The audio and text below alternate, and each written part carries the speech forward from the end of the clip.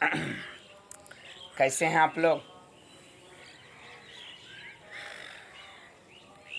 क्या करिएगा, लॉकडाउन चल रहा है, परेशानी है। मैं भी इधर से वीडियो बनाना छोड़ दिया था, लेकिन आप सबों के आग्रह को देखते हुए फिर से एक बार मैं आपके बीच उपस्थित हूँ, अपनी उपस्थिति दर्ज करा रहा हूँ। तो आज मैं क्लास 12 से संबंधित भारतीय स्वतंत्रता संग्राम पाठ को लेकर आया हूँ और कंटिन्यू फिर हमारी मुलाकात आज के बाद लगातार होती रहेगी। तो चलिए भारतीय स्वतंत्रता संग्राम की ओर चलते हैं। भारतीय स्वतंत्रता संग्राम की यदि चर्चा करते हैं तो 1857 से लेकर 1947 तक जिस तरह से भारतीय लोगों ने संघर्ष किया, देश की स्वतंत्रता के लिए, देश की आज़ादी के लिए अपने प्राणों की आहुति दे दी, इसको देश कभी भूल नहीं सकता है। आज़ादी का इतिहास कहीं पैसे से खेला जाता है या शीश कटाने का सौदा नंगे से झेला जाता है। आज़ादी का इतिहास कहीं काली स्याही से लिख पाती है, इसको लिखने के लिए खून की नदी बहाई जाती है। और इस चीज़ को जीवन में यदि सफल बनाया तो हमारे देश के नौजवानों ने, वीरांगनाओं ने अब मातृभूमि की स्वतंत्रता के लिए अपने आप को न्यौछावर कर दिया। इस स्वतंत्रता को हासिल करने के लिए लाखों माँ बहनों की मांग की सिंदूर धुल गई। लाखों बहनें अपने भाई के हाथों में कलाई पर राखी बांधने से वंचित रह गई। लाखों बच्चे अनाथ हो गए। अंतोगत्वा महात्मा गांधी के नेतृत्व में हमारा हिंदुस्तान आज़ाद हुआ। हमने आज़ादी हासिल की, आज़ादी हमें मिल गई। बापू ने मुझे आज़ादी दिया, बट उस आज़ादी के बाद की जो स्थिति है वो आपके सामने है। पंडित जवाहरलाल नेहरू ने हमारे देश को आगे बढ़ाने के लिए कई एक कदम उठाए। पंचवर्षीय योजना का शुरुआत हुआ, बाद में मनरेगा जैसी योजनाएं आई। लेकिन क्या आज के समय में भी हमने वास्तविक आज़ादी हासिल कर पाई? क्या समाज में जो गरीब लोग हैं, अपंग लोग हैं, मजदूर वर्ग के लोग हैं, सामान्य कोटि से आने वाले लोग हैं, जो कहिए उसको SC ST समूह से आने वाले लोग हैं, अल्पसंख्यक समुदाय से जो लोग हैं, क्या आज उन्हें आज़ादी मिल पाई? आज भी वे लोग त्रस्त हैं, परेशान हैं, उनके साथ तरह तरह की मुसीबतें हैं। तो कैसे हम आज़ादी की बात कर सकते हैं? कैसे कर सकते हैं हम आज़ाद हैं? हाँ, 15 अगस्त के दिन हर बार हम लोग तिरंगा आकाश में लहराते फहराते हैं। सबसे ऊपर जो है केसरिया रंग हमारी वीरता का द्योतक बनता है, बीच में सफ़ेद रंग हमारी सच्चाई, ईमानदारी का प्रतीक बनती है, और सबसे नीचे हरा रंग हमारी हरियाली और उन्नति का प्रतीक बनता है। क्या ये सच्चाई हमारे जीवन में है? क्या हम अपने जीवन में उन लोगों को सही जगह दे पा रहे हैं अब तक भी, जो लोग वास्तव में दबे कुचले हैं? आज भी वे लोग दबे कुचले ही हैं। आज भी उनको 2 जून की रोटी नसीब नहीं होती है। आज भी हर रात को हम काम नहीं दे पाए हैं। आज भी हमारे लोग अशिक्षित हैं, बेरोजगार हैं। आज भी उनको सही रूप में दवा उपलब्ध नहीं हो पा रही है। क्यों? इसके जिम्मेदार कौन हैं? ये हम सभ्य लोग यदि सभ्य लोगों का कर्तव्य है और सभ्य लोगों को सभ्यता के रास्ते पर लाए। इसके लिए हम शिक्षित वर्ग जिम्मेदार हैं, और जब तक हम इस जिम्मेदारी को समझेंगे नहीं, उसे दूर करने का प्रयास करेंगे नहीं, भारत कभी आज़ाद नहीं हो सकता है। आज़ादी मानसिक रूप से मिलनी चाहिए, आज़ादी आर्थिक रूप से मिलनी चाहिए। हैं? आज़ादी कोई शब्द नहीं है, कोई चिड़िया नहीं है। आज़ादी हमारा कर्तव्य होना चाहिए, हमारा मन विचार कर्म हमारा आज़ाद होना चाहिए। आज भी हम आज़ाद नहीं हैं, आज भी हमारे अंदर गुलामी है। और किस तरह की हम आज़ादी की बात करते हैं बच्चों? साहित्य संगीत कला विहीना साक्षात पशु पुच्छ विषान हीना। जब तक हमारे अंदर साहित्य संगीत कला स्वतंत्र रूप से हमारे अंदर नहीं आएगा। हालांकि सुन रहे हैं मोदी सरकार जी जो नई शिक्षा नीति हम लोग के बीच लेकर आ रहे हैं, मुझे विश्वास है कि आने वाला कल जो है वो अच्छा होगा। लोगों को रुचि के अनुसार पढ़ने का सुअवसर मिलेगा। बढ़िया शिक्षा नीति, बढ़िया शिक्षा व्यवस्था आएगा हमारे सामने, ऐसा विश्वास है। बट उस विश्वास को कायम रखने के लिए हम लोग को आगे आना होगा।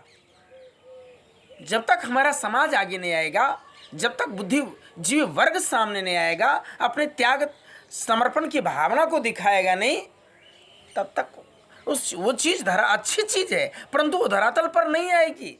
धरातल पर लाने के लिए लोगों को आगे आना होगा। लोगों को दूसरे के दुख दर्द पीड़ा को समझना होगा, उनकी पीड़ाओं को दूर करने का प्रयास करना होगा। समाज में कमी कहाँ है, उस कमी को कैसे दूर किया जाए, हर लोगों को प्रयास करना होगा। ऐसे आज़ादी का मतलब, जो आज़ादी का मतलब होना चाहिए, वहाँ तो हम लोग पहुँचते नहीं। आज आज़ादी के 74 वर्ष पूरे हो गए, आज तक तो हम लोगों ने आज़ादी नहीं हासिल की। आज़ाद केवल अंग्रेज यहाँ से भाग गए, तुर्की यहाँ से भाग गए तो हम आज़ाद हो गए। आज भी साहूकार जो है कर्जदार के गुलाम हैं। आज भी हमारे समाज में गरीब लोग अमीर लोगों के गुलाम हैं। ऐसी परिस्थिति में हम किस आज़ादी की बात कर रहे हैं? अभी भी गुलामी है। आज भी लोग गुलामी के जंजीर के तले दबे कुचले हैं। इनसे लोगों को मुक्ति दिलाने की ज़रूरत है। आज आज़ादी दिवस के अवसर पर, पूर्व संध्या पर, हम लोग को ये संकल्प लेना है कि हम जहाँ हैं, जिस मोहल्ले में हैं, जिस गांव में हैं, जिस घर में हैं, वहाँ के बच्चे अशिक्षित ना रहें, वहाँ के लोगों में बुराइयाँ ना रहे। इसका जहाँ तक संभव हो सके प्रयास होना चाहिए, दिल से प्रयास होना चाहिए, मन से प्रयास होना चाहिए। आज तो हम लोग पैसे के गुलाम हैं, निजी स्वार्थ के गुलाम हैं। अभी और बाहर निकलने की ज़रूरत है। आज़ादी मिली है, हम मानते हैं, लेकिन फिर भी हम अपने गुलामी से तो बाहर निकलें, अपने स्वार्थ के गुलामी से तो बाहर निकलें। और जब तक नहीं निकलते, एक सभ्य समाज का निर्माण हम नहीं कर सकते। तो आज बस इतना ही। फिर हम चर्चा करेंगे। एम.के. गांधी, महात्मा गांधी ने देश की आज़ादी के लिए जो अपने कर्तव्य पथ को चुना, 1915 से लेकर 1948 तक के काल को यदि याद करो तो ये इतिहास में गांधी युग के नाम से जाना जाता है। गांधी जी ने बिना खड़ग लिए बिना ढाल साबरमती के संत तूने कर दिया कमाल। गांधी जी ने बिना खड़ग के बिना ढाल के जिस तरह से भारतीय इतिहास को एक नई ऊंचाई प्रदान की, उसके लिए उन्हें कभी भुलाया नहीं जा सकता है। क्योंकि उनके अंदर जज्बा थी, जोश था, जुनून था। भारत को आज़ाद करना है, लोगों में हिम्मत देना है, लोगों को लड़ने के लिए, मरने के लिए प्रेरित करना है, और इसके लिए उस कदम पर स्वयं बिछ गए। इस तरह की आत्मीय भावना जब तक हमारे अंदर नहीं होगी, कैसी आज़ादी की हम बात कर सकते हैं? सरदार पटेल को याद कीजिए। सरदार पटेल सरदार क्यों नाम कहते हैं?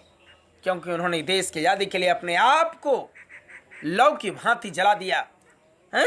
सोचिए, वकालत कर रहे हैं तभी तार आती है कि आपकी पत्नी का देहांत हो गया, लेकिन वो शख्स हिलता नहीं है, वकालत करते रहता है जब तक कि वकालत पूर्ण नहीं होती है, जब तक कि उनकी वाणी विराम नहीं होती है, जब तक कि अपने तर्क को सही ठहरा नहीं देते हैं, तब तक उन्होंने तार पर लिखी बातों को मन के अंदर ही रखा। और जब पूरा हुआ तब वे अपनी पत्नी के पास गए। सोचिए, पहले पत्नी, बाद में पहले राष्ट्र आगे हैं। सौगंध मुझे इस मिट्टी की, मैं देश नहीं झुकने दूंगा, मैं देश नहीं मिटने दूंगा। ये संकल्प हमारे माननीय मोदी जी का है। देश के प्रधान हमारे माननीय मोदी जी, जिस तरह से उन्होंने देश को आगे रखकर निस्वार्थ भाव से देश की सेवा की है, उसके लिए जन्म जन्मांतर तक पीढ़ियां उन्हें याद करती रहेगी। ऐसे भी वे हमारे देश के रहनुमा हैं, वे हमारे देश को आगे बढ़ाने का काम कर रहे हैं। लगातार 6 वर्ष से हमारे देश को लीड कर रहे हैं। आज कोविड-19 जैसे महामारी में भी हैं, जिस तरह से वे लोगों के बीच जुड़कर लोगों की जन समस्याओं को दूर करने का प्रयास कर रहे हैं। घर घर नल जल, हर घर शौचालय की व्यवस्था उन्होंने की, हर घर में उज्ज्वला योजना को पहुंचाया, हर घर में बिजली की व्यवस्थाएं की, जगह जगह कोविड-19 से जुड़े लोगों को गांव लाने का प्रयास किया है। ये कम है? उनकी बात को लोग फॉलो करते हैं, दुनिया फॉलो करती है, हम लोग आप लोग की बात क्या करते हैं, दुनिया उनको फॉलो करती है, उनको अपने जीवन में उतारती है। हमें उनको रिस्पेक्ट देना है, सम्मान देना है, उनकी जबान में जबान मिला करके देश को आगे बढ़ाने का संकल्प लेना है। ये वास्तविक आज़ादी होगी। आज़ादी केवल चिड़िया नहीं है। आज़ादी प्राप्त करने के लिए अपने आप को बदलना पड़ेगा, अपने मन क्रम वचन को बदलना पड़ेगा। आज तो हम लोग इतने आलसी हैं, हम लोग आलस के गुलाम हैं, अपने व्यभिचार के गुलाम हैं, अपने निजी स्वार्थों के गुलाम हैं। इससे बाहर निकलने की आवश्यकता है। और जब तक नहीं निकलेंगे, हम रात दिन मोबाइल में लगे रहते हैं, मोबाइल देखते रहते हैं, हम तो मोबाइल के भी गुलाम हैं। उतना गुलामी यदि किताब का हो जाए तो समय बदल जाएगा, हम लोग के जीवन स्तर में काफ़ी बदलाव आएंगे। लेकिन बट ऐसा होना है, नहीं होता है। आज़ादी का इतिहास कहीं पैसे से खेला जाता है या शीश कटाने का सौदा नंगे सिर झेला जाता है। आज़ादी का इतिहास कहीं काली स्याही से लिख पाती है, इसको लिखने के लिए खून की नदी बहाई जाती है। और वो बात नहीं कर रहे हैं खून की नदी बहाई जाती है, कम से कम अपना पसीना तो बहा जा। देश की आज़ादी के लिए, अपनी आज़ादी के लिए, अपने परिवार की आज़ादी के लिए, अपने छोटे छोटे मुन्ने की आज़ादी के लिए अपना खून पसीना तो बहा, अपने मन को तो बांध ले। क्या कर्तव्य है, किस कर्तव्य पथ पर चलना चाह रहे हो तुम, उसको तो चुन ले। लेकिन ऐसा करते हैं, नहीं करते हैं, तो फिर ऐसी परिस्थिति में आज़ादी का क्या मतलब रह जाता है।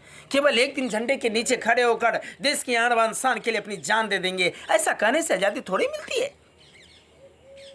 देश पर जो मरने मिटने वाले शहीद थे, केवल उन्होंने कहा देश की आज़ादी के लिए हमें अपनी जान की कुर्बानी दे देनी है, ऐसा बोल दिए और देश आज़ाद हो गया। ऐसा नहीं हुआ है। आप याद कीजिए ना चंद्रशेखर आज़ाद को, उन्होंने पहले ही कसम खा लिया था कि यदि अंग्रेज मुझे पकड़ेगा तो मुर्दा पकड़ सकता है, जिंदा नहीं। और जानते हो, अल्फ्रेड पार्क में अंतिम गोलियां बची तो वो अपने सीने में स्वयं मार ली थी। कितने लोग हैं ऐसे जी, हैं? भगत सिंह को याद कीजिए, शहीद आजम भगत सिंह हंसते हंसते फांसी के फंदे को चूम लिए। फांसी पर चढ़ने से पहले उनके पास जवाहरलाल नेहरू आए थे। जवाहरलाल नेहरू ने कहा, भगत सिंह मैं तुझे बचाने का प्रयास कर रहा हूँ। कहो, अब आए हैं मुझे बचाने के लिए, ठीक है, ये कागज़ पकड़िए। कागज़ थमा दिया। कागज़ पर लिखा हुआ था, मैंने जॉर्ज पंचम के विरुद्ध युद्ध की घोषणा की है, मैं युद्धबंदी हूँ, मुझे युद्धबंदी की सजा दी जाए, मुझे फांसी न देकर गोलियों से उड़ा दिया जाए। सोचिए, मृत्यु एक सरता है जिसमें श्रम से कातर जीव नहाकर फिर नूतन धारण करते हैं काया रूपी वस्त्र वहाकर। कितने लोग इस चीज को समझते हैं। अरे मरना तो सत्य है, सबको मरना है, आया है सो जाएगा राजा रंग फकीर, तो फिर इस शरीर से मोह क्या। हमें आत्म बलिदान के लिए, देश की स्वायत्तता के लिए, देश की स्वतंत्रता के लिए अपने आप को जरूरत पड़ने पर मातृभूमि पर न्यौछावर कर देना चाहिए।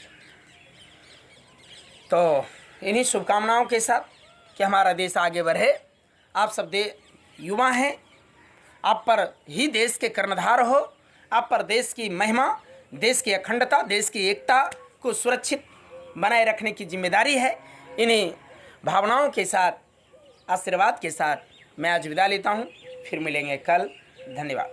स्वतंत्रता दिवस जिंदाबाद। भारत माता की